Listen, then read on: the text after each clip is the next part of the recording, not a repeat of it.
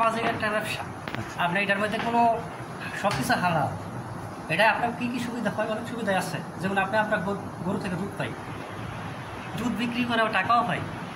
এরপর আপনার এটার মাংস পাওয়া যায়। আপনার যে গোবরটা হালাল নেই, গোবরটা দিয়ে আপনার জৈব সার তৈরি হয়। এমনকি আপনার ওই বায়োগ্যাস তৈরি করতে পারবেন যে গোবরটা দিয়ে। এটা কোনো কিছু না। এরপরে আপনার প্রত্যেকদিন তো আপনার যদি একটা গাভী, দুইটা গাভী যদি থাকে, আপনার একটা নিজের একটা সংসার চলবে। কারণ দুইটা গাভী দুধ দিয়ে আপনি একটা সংসার চালাতে পারবেন। বেকারত্ব দূর হইতেছে। দেখবেন গরমের মধ্যে ফ্যান ইউজ করবেন, ঠান্ডার মধ্যে ফ্যান ইউজ করার দরকার নাই। আপনার এই কাজটা যদি করেন বেকারত্ব দূর হয়। আমি বেকার থেকে যাচ্ছি, বেকারত্ব দূর করতে পারবেন। হ্যাঁ, আসসালামু আলাইকুম সাইফুল ভাই। আপনি গরু যে লালন পালন করতেছেন, কিভাবে লালন পালন করতেছেন, এটা নিয়ে মানে নতুন যারা বেকার আছে যদি গরু লালন পালন করতে চায় তাহলে কিভাবে করবে, এটা নিয়ে আপনি মোটামুটি একটা বিস্তারিত একটা ধারণা দেন।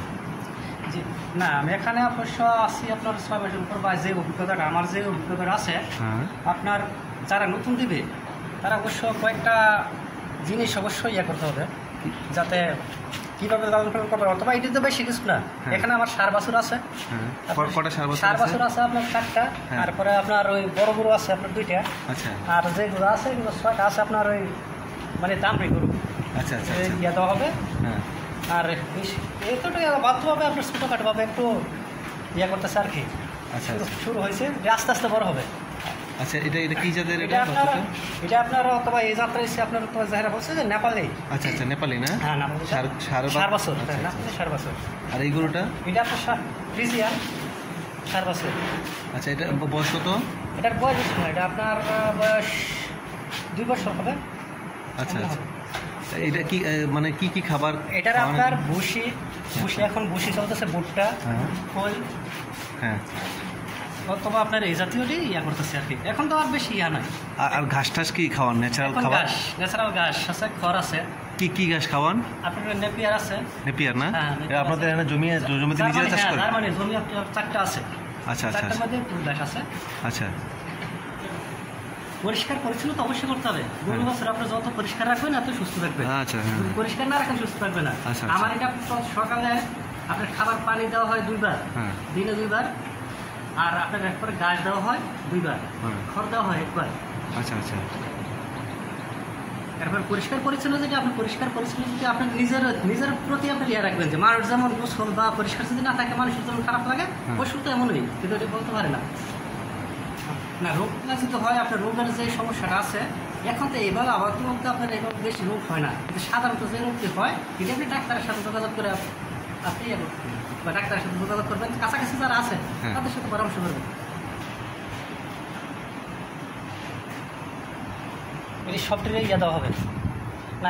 এখানে যতটুকু আছে সবগুলো আপনার দাম রেগুন, সবটাই বীজ মানে বীজের জন্য হতে পারে গাভী বানাবো। আচ্ছা, মানে লালন পালন করে গাভী হবে। আচ্ছা,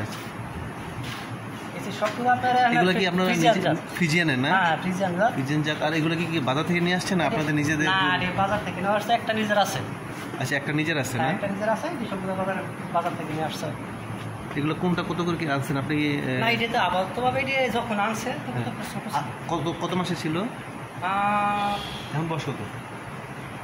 আপনার 13 বয়স হবে, বেশি না, আপনার 14-15 মাস।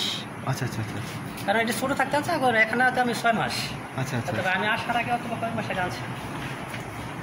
তাহলে মানে এই গরুর গোবরগুলা প্রতিদিন সকালে প্রতিদিন সাফ পরিষ্কার করতে হবে, গোবর পরিষ্কার করে প্রত্যেকদিন গোসল প্রত্যেকদিন করাতে হবে। তাই নাকি? প্রতিদিন পানিতে গোসল করেন? হ্যাঁ, প্রত্যেকদিন পানিতে গোসল করে পরিষ্কার রাখি। আপনার পরিষ্কার রাখলে রোগবালাই হবে না। আর যদি অপরিষ্কার থাকে, মানে রোগবালাই থেকে বাঁচতে হলে পরিষ্কার পরিচ্ছন্ন রাখতে হবে। মশা মাছ থেকে আপনি বাঁচতে হবে। আর ফ্যান মানে কখন ফ্যানগুলো ইউজ করেন এগুলো? আপনি যখন দেখবেন গরমের মধ্যে ফ্যান ইউজ করবেন, ঠান্ডার মধ্যে ফ্যান ইউজ করার দরকার নাই। আচ্ছা, আপনার ফ্যান ইউজ করে এখন যদি রোদের তাপমাত্রা যদি বেশি দেখেন একটু ফ্যান ইউজ করতে পারেন। এটা কি শাহিয়াল সার? আপনার ফ্রিজিয়ান এগুলো হচ্ছে ফ্রিজিয়ান। আর এটা হচ্ছে আপনার নেপালি জাত। মাঝখানে ছোট বাচ্চারা না? বাচ্চাটা আছে নেপাল। আচ্ছা, গরু কেন আপনি লালন পালন করতেছেন? না, এটা তো আপনার লাভজনক একটা কাজ। এটা আপনার কোনো এটার অসামাজিক কোনো, এটা সামাজিক একটা ব্যবসা। আপনি এটার মধ্যে কোনো সব কিছু হালাল। এটা আপনার কী কী সুবিধা হয়? অনেক সুবিধাই আছে, যেমন আপনি আপনার গরু থেকে দুধ পাই, দুধ বিক্রি করে টাকাও হয়, এরপরে আপনার এটার মাংস পাওয়া যায়। আপনার যে গোবরটা পাবেন না, গোবরটা দিয়ে আপনার জৈব সার তৈরি হয়, এমনকি আপনার ওই বায়োগ্যাস তৈরি করতে পারবেন যে গোবরটা দিয়ে, এটা কোনো কিছু না। এরপরে আপনার প্রত্যেক দিন তো আপনার যদি একটা গাভী, দুইটা গাভী যদি থাকে, আপনার একটা নিজের একটা সংসার চলবে, কারণ দুইটা গাভী দুধ দিয়ে আপনি একটা সংসার চালাতে পারবেন।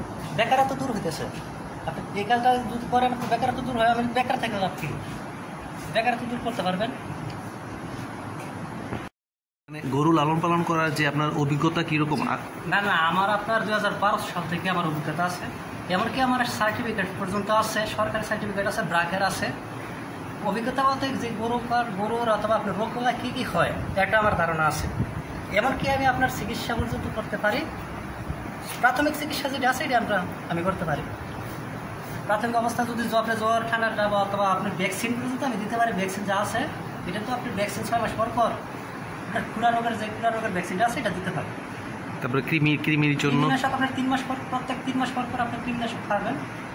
আর এখন তো অবশ্য অথবা যদি ইনজেকশন দিতে পারেন আরও সুবিধা বেশি।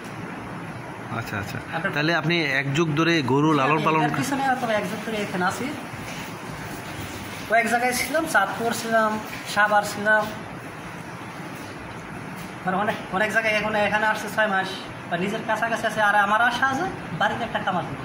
ইয়েস, এই উদ্যোগটা নেওয়ার জন্য আসলে আমি এই জন্য আপনাকে অনেক ইন্সপায়ার করি, কারণ আপনি নিজে অনেক দিন যাবৎ গরু লালন পালন করার সাথে আছে এবং নিজে কিছু এটা করবেন, এই ধরনের ভবিষ্যতে একটা প্ল্যান আছে। না, এই প্ল্যানটা থাকার কারণে আমার প্র্যাকটিক্যালভাবে আমি অভিজ্ঞতা হইতেছে, এর পরবর্তীতে আমি বাড়িতে একটা খাবার দেওয়ার আশা আছে। ঠিক আছে।